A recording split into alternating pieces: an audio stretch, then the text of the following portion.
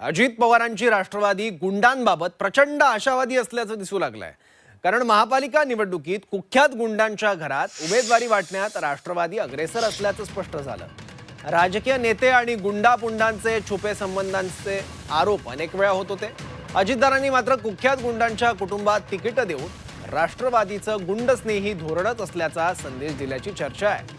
हत्येच्या गुन्ह्यात जेलमध्ये असलेल्या सोनाली आंदेकर आणि लक्ष्मी आंदेकर या दोघींनी राष्ट्रवादीकडून उमेदवारी अर्ज भरलेला आहे। राष्ट्रवादीने त्यांना उमेदवारी दिली आहे। पुण्याच्या प्रभाग क्रमांक 23 मधून त्या निवडणूक लढवणार आहेत। या दोघींना उमेदवारी देऊन राष्ट्रवादीचं समाधान झालेलं नाही। त्यांनी कुख्यात गुंड गजा मारणे याची बायको जयश्री मारणे यांनाही उमेदवारी दिली आहे। जयश्री मारणेंनी बावधनच्या प्रभाग क्रमांक 10 मधून उमेदवारी अर्ज दाखल केला। आता गुंडस्नेही धोरणावर राष्ट्रवादीचे नेते बोलणं टाळतायत। राष्ट्रवादीकडून आंदेकर कुटुंबियांमध्ये उमेदवारी देण्यात आलेली आहे। काय मी म्हटलं की अधिकृत यादी आज दुपारी 3 नंतर सर्वांसमोरच येईल। त्यामुळे कोणाकोणाचा समावेश त्याच्यामध्ये झालाय याच्याबाबत आता तरी बोलणं योग्य होणार मित्र नाही। पक्षांना किती दिलं तू?